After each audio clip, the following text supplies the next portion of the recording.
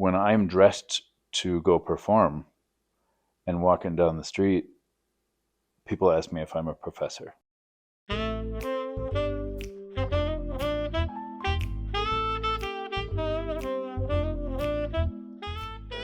So, when you're creating something, how far is too far?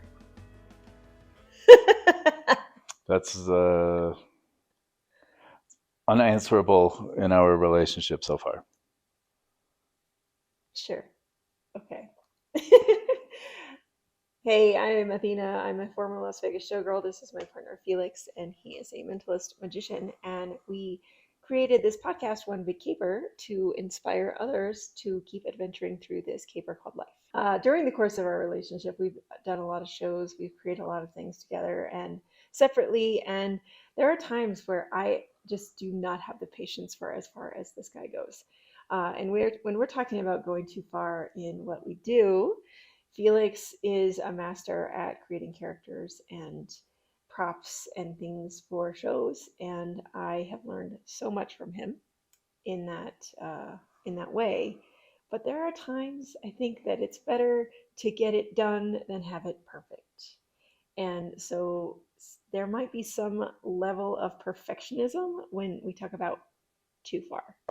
So I thought this would be a funny or fun episode to bring to This our goes right audience. along in line with the theme of many other discussions that we have constantly. And I am willing to talk about it, of course. I will address it in my perspective. But I have reasons that I believe that I'm not going too far with most of the things. So one of the things we discuss is what is good enough versus battling one's own perfectionism. And I understand there's a line there for sure, and I understand that the time invested in something is part of the expense of what you're investing in something. Definitely. Right? Yeah. And so if you spend too much time on it, you're losing money. Agreed. Totally one of my understandings, absolutely. But I have a hard time allowing things to leave my workshop or my desk until they measure up to a certain standard. And I think that maybe one of the practices I should adopt is deciding what that standard is before I create the thing.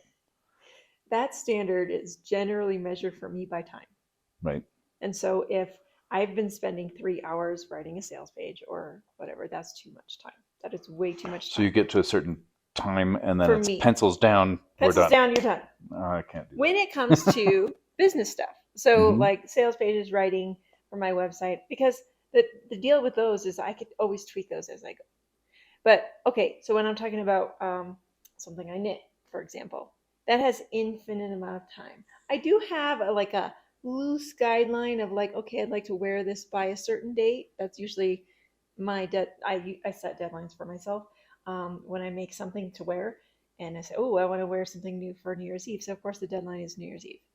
So good enough is going to be based on how much time I have to allot to that, basically. But for me, it's more of a time thing because I know with my skills and talents that generally anything I put out is going to blow people out of the water just because. And that I may be tooting my own horn and being extremely... You can be proud of your work. Yeah, I think that what I do is pretty damn good. So that's why I have, tried to back away from the perfectionism and been like, no one cares. First of all, no one really cares how much work or time or effort you put into your things. I intend to, that's one of the subjects I intend to get into on this episode. Okay. Yeah. But like, for example, this sweater, I have used this yarn. This is the fourth object that I've knit with this sweater because I wasn't happy with the results, and this might actually get frogged and redone again. So I'm not happy with the results. What Athena means by this, and this part makes me, it causes a little tics when I see it happening.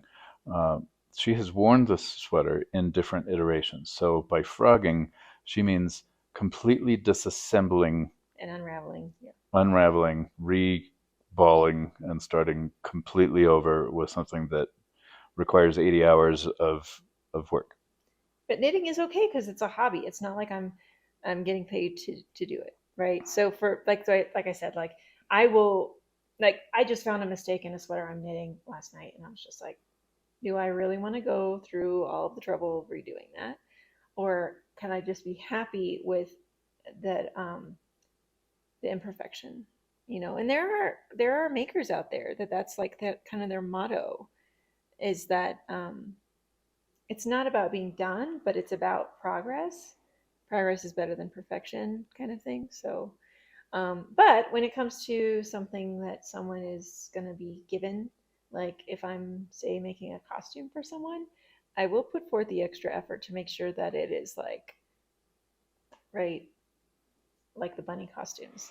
That's why you perceive a lot of what I do as going too far, but I see such an importance in making sure that there's craftspersonship there, that it's going to last.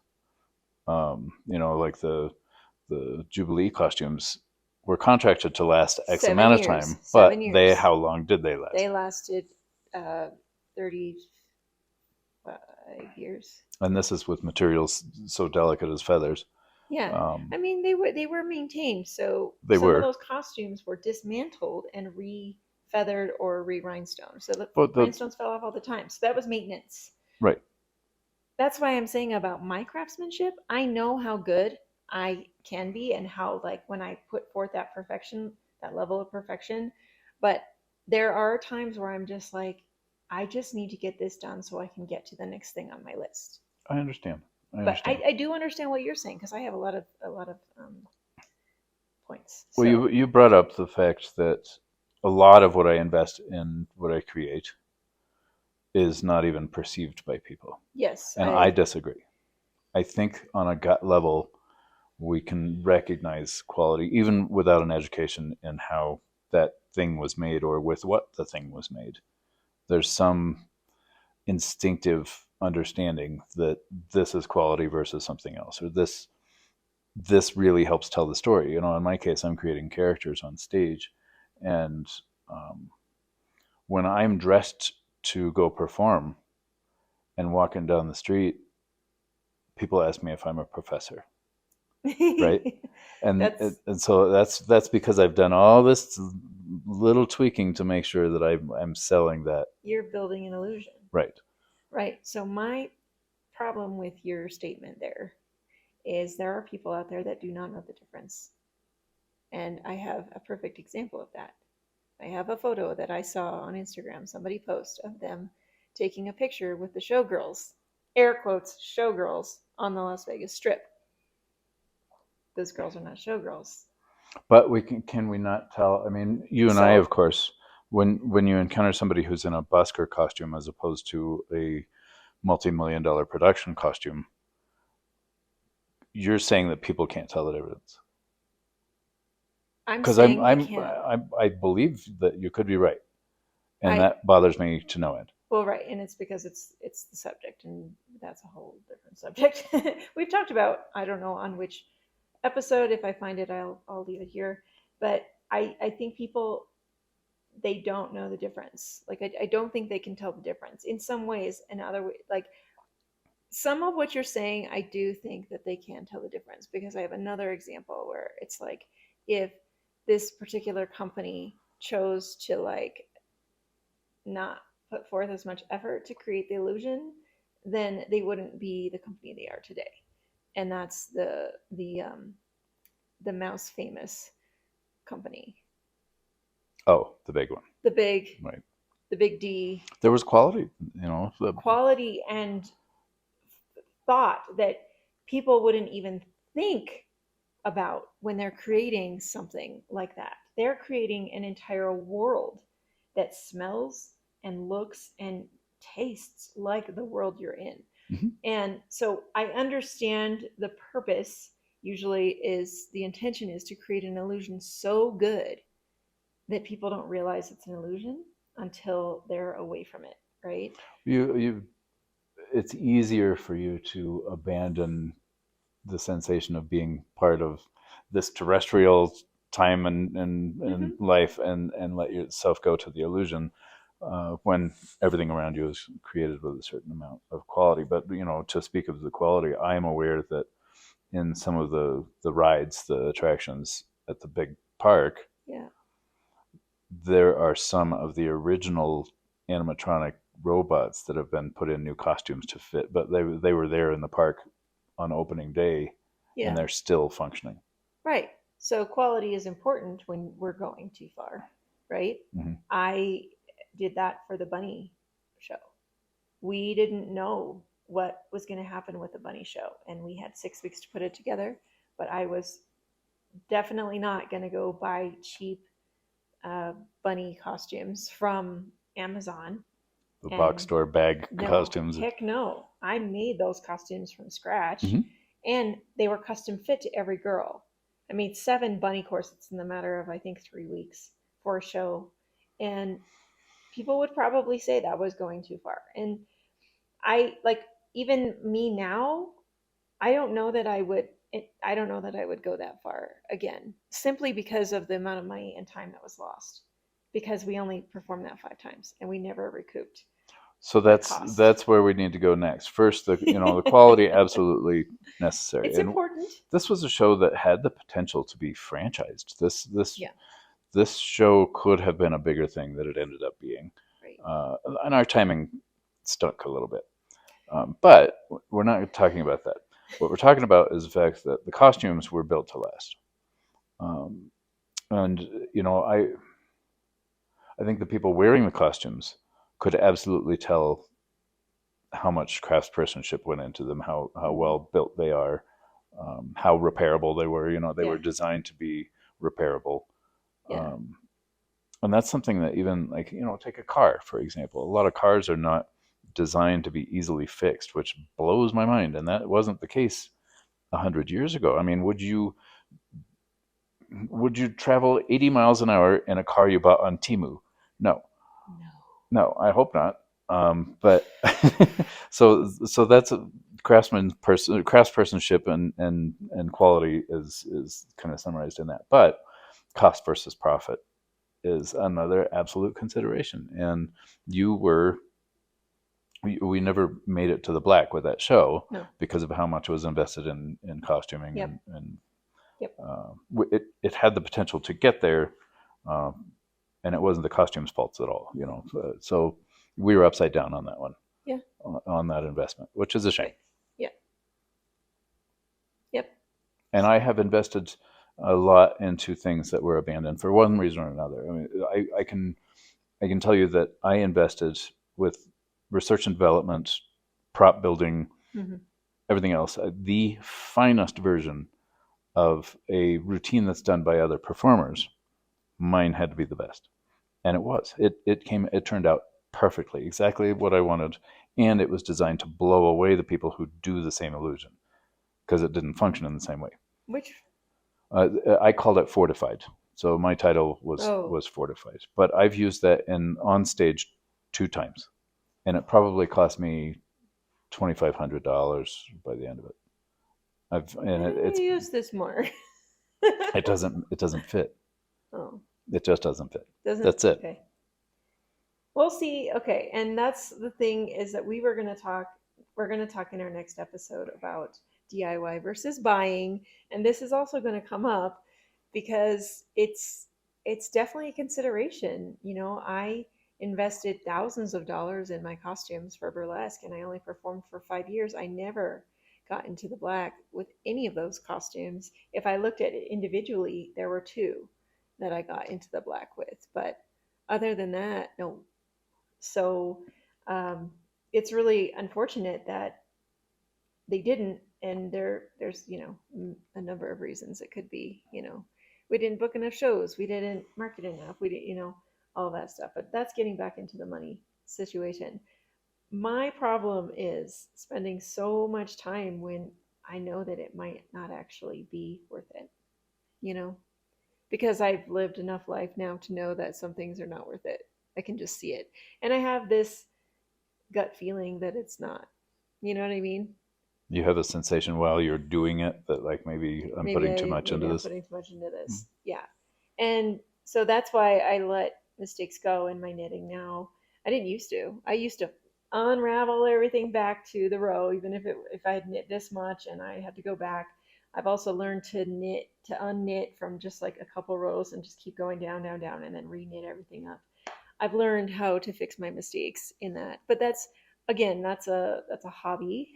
It's not like I'm trying to make money off of it. I won't ever try to make money off of my knitting physical objects, but So maybe we've had that designing. discussion. You couldn't charge enough. No, Like nobody would buy it once you yeah, got to this the one point didn't of. take 80 hours, I'm but the just saying first it. one did. Right. Okay. And This and one that's another took thing like too. 40, maybe You know, 50. with practice, we get more efficient. And Yeah, but then also so does the craftsmanship. So you can do mhm. stuff quicker the more you do stuff. So like your point about craftsmanship is like I'm not cutting corners on the stuff that I'm doing. I'm just doing less articulately, if that makes Having sense. well, okay, so that could be a whole other discussion. But it occurs to me that having the right tools for the right job includes your education. Yeah. Um, Yeah. but speaking of tools, I'm thinking about making stuff while we're having this discussion, and the tools that I use most were made before I was born. Those are some tools. That's craftspersonship. That's like Yeah. the quality stuff, and I Right. can rely on them, and I know I'm not going to get hurt because they're not going to fall apart in the mid swing or whatever Well, I'm doing. we're okay. So this is already going into a whole different It's topic, quality as and it does. and Well, and we talked about it: buying leather shoes versus plastic shoes. sure, And um, I'm not vegan, and I will not buy vegan leather because it's just plastic. It makes your feet sweat more. That you're more prone to disease, and the shoes don't last long. They just fall apart. So anyway, we'll talk about that in another topic, probably in next year because we already have this year planned. But yeah, we're not beating this up. We're not we're not beating this it'll to the come up ground. again, just like everything else, I'm sure. This is an ongoing subject, and the one question I have for you is: do you think that when you see things, even if it's on stage or on television or on the street, do you perceive quality? Can you tell um, what you're seeing and how much was invested in the creation of that thing, whether it be something somebody's wearing or using? Do you perceive quality? I think certain people can if they've done it before. So that question is for you, the viewer or listener. Just pop your comment below or reach out to us. We love to hear from you guys. Um, but I don't think people can perceive that unless they've done it. I don't think people can appreciate a hand knit sweater unless they've hand knit a sweater themselves. I don't think, like you, for example, are saying you go out and people think you're a professor. The people that are like floored by it might have tried to put an outfit together and failed miserably, or got an okay outfit together.